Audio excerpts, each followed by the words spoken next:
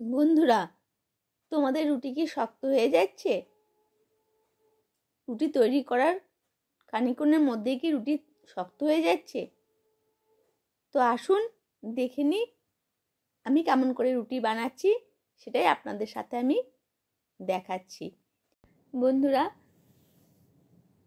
আটা নেবেন। আটার মধ্যে কিন্তু কোনো ময়দা আর কিছু মেশাবেন না। যতটা পরিমাণ আটা নেবার ইচ্ছা ততটাই নেবেন। আর আমরা যেমন আটাতে নুন দিই, সামান্য নুন দেবেন। ব্যাস, ভালো করে এটা নুনটাকে আটাটার মধ্যে মাখিয়ে নেবেন।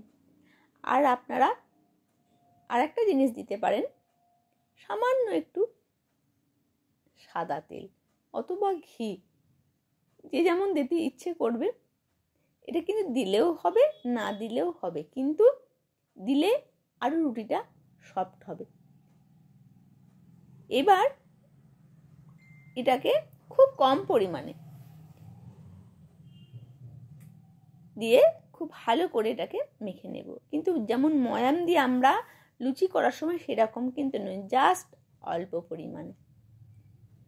এইভাবে অল্প পরিমাণে দিয়ে আমি নেব উষ্ণ গরম দুধ। দুধটা কিন্তু জাস্ট ঠান্ডাটা কাটানোর মতো দিয়ে এই দুধটা দিয়ে আমি আটাটা মাখবো। এবার প্রয়োজন পড়লে অল্প পরিমাণে জল দিতে পারি, কিন্তু দুধ দিয়ে আটাটা মাখলে স্বাদও হয় খুব ভালো, আর রুটিটা সফটও থাকে, আর ভীষণ খেতে ভালো লাগে। 12 মাস যখন আমি রুটি বানাই, আমার রুটি শক্ত হয় না, আমি জল দিয়েই মাখি। কিন্তু যদি কেউ আমার বাড়িতে খেতে আসে বা খায়, নতুন কোনো গেস্ট আসছে, তারা শুধু বলেছে রুটি খাবে, তখন আমি কি করি, একটু ভালো করে করার চেষ্টা করি। তখন কিন্তু আমি দুধ দিই। দুধটা দিলে রুটিটা খুব নরম হয়। আর খুব ভালো করে কিন্তু ঠুসে ঠুসে কিন্তু আটাটাকে মাখতে হবে, ভীষণ আটাটাকে মাখতে হবে। যত আটা মাখা হবে, যত আটা জল খাবে, তত রুটি হবে সফট। মাখার পরে আমি একটা প্লেট ঢাকা দিয়ে দেব। প্লেটটা ঢাকা দেওয়ার পরে আমি যখন 10 মিনিট বা 15 মিনিট পরে আমি ফিরে এসে আবার একবার আমি খুব ভালো করে আটাটাকে মাখতে হবে। যত জল খাবে আটা, তত কিন্তু নরম হবে। অনেকের হয়তো হাতের জোর নেই, তখন কি করবেন, আটাটাকে একটু ঢাকা দিয়ে রেখে দেবেন। তাহলে না, দেখবেন জল খেলে আটাটা কিন্তু একদম নরম হয়ে যাবে।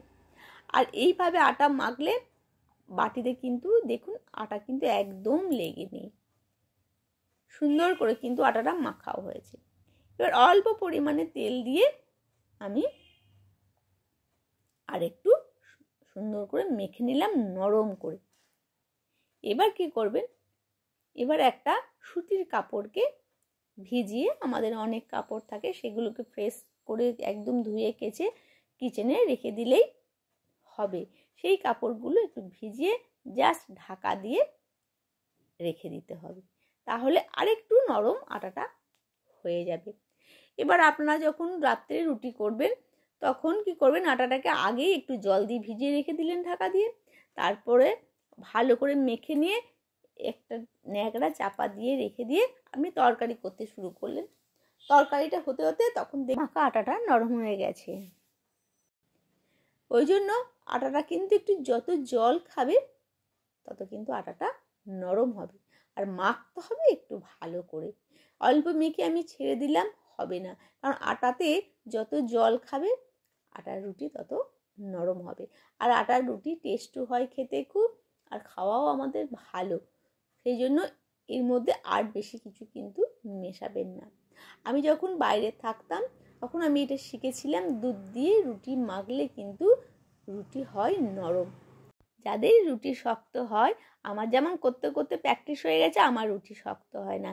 যাদের শক্ত হয়, এই কৌশলগুলো একটু ফলো করলে পরে কিন্তু রুটিটা একদম নরম হবে, কোনো অসুবিধা হবে না তাদের, যারা শক্ত রুটি খেতে পারে না তাদের কিন্তু কোনো সমস্যা হবে না।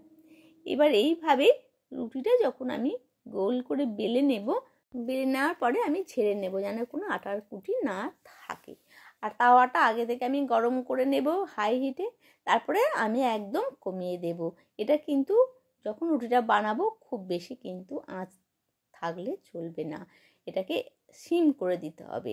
দিয়ে জাস্ট দুবার এদিক আর ওদিক করে নিতে হবে, কারণ তাওয়াটা আমার গরমই ছিল। বেশি কিন্তু তাওয়াটাকে গরম করলে হবে না, রুটিটা বারবার পাল্টালে কিন্তু হবে না, তাহলে কিন্তু শক্ত হয়ে যাবে। ব্যাস, দেখুন আমার রুটি ফুলে গেছে। এইভাবে আমি প্রত্যেকটি রুটি আমি ফুলিয়ে নেব, কারণ এটা বেশিক্ষণ ঢেকে রাখার জন্যে কিন্তু আটাটা নরম হয়ে যায়, তখন আমাদের রুটিগুলো ফুলতে খুব সাহায্য করে। এইভাবেই রুটিগুলোকে আমি একে একে করে নেব। আর এইভাবে ঢাকনা, আগে কাপড়টা ঢাকা দিয়ে তারপরে ঢাকনাটা ঢাকা দেব, তাহলে রুটিগুলো খুব নরম থাকবে। প্রত্যেকটা রুটি আমি একটু টাইম নিয়ে ধৈর্য ধরে করলে পরে, কারণ কি এটা বেশিক্ষণ তাওয়াতে রাখলে কিন্তু শক্ত হয়ে যাবে, সেই জন্য এটা কিন্তু ঠিকঠাক টাইম মতো করলে পরে কিন্তু রুটি আমাদের কখনোই শক্ত হবে না। আর এই প্রসেসগুলো যদি আপনারা দেখে থাকেন ভালো করে, তাহলে কোনো অসুবিধা হবে না, প্রত্যেকটি রুটি কিন্তু আমাদের ফুলে যাবে। তো এইভাবে সব রুটিগুলো আমার যখন ফুলে গেছে বা রুটিগুলো যখন আমার হয়ে গেল, তখন আমি প্রত্যেকটি রুটিকে এইভাবে ক্যাসারোলের মধ্যে ভরে ভরে আমি রেখে দেব। আর রুটি করার সময় ঝেড়ে নিতে হবে, তাও গ্যাসের কাজটা প্রচণ্ড, এই আটার গুঁড়িগুলো পড়লে নোংরা হয়ে যায়। এবার এই আটার গুঁড়িগুলো যাতে রুটিতে লেগে না থাকে, আমাদের অনেকে অ্যাসিড অম্বলের ধাত থাকে, তারা রুটি খেতে চায় না, কিন্তু তারা এই প্রক্রিয়াটা করে খাবেন, তাদের কিন্তু আর গ্যাস অম্বল হবে না।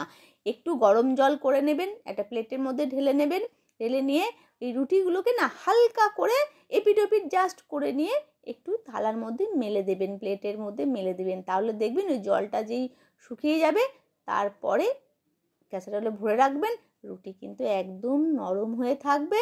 তো বন্ধুরা, এইভাবে রুটি করলে রুটি আমাদের কোনোদিনই শক্ত হবে না আর গ্যাস অম্বলও হবে না।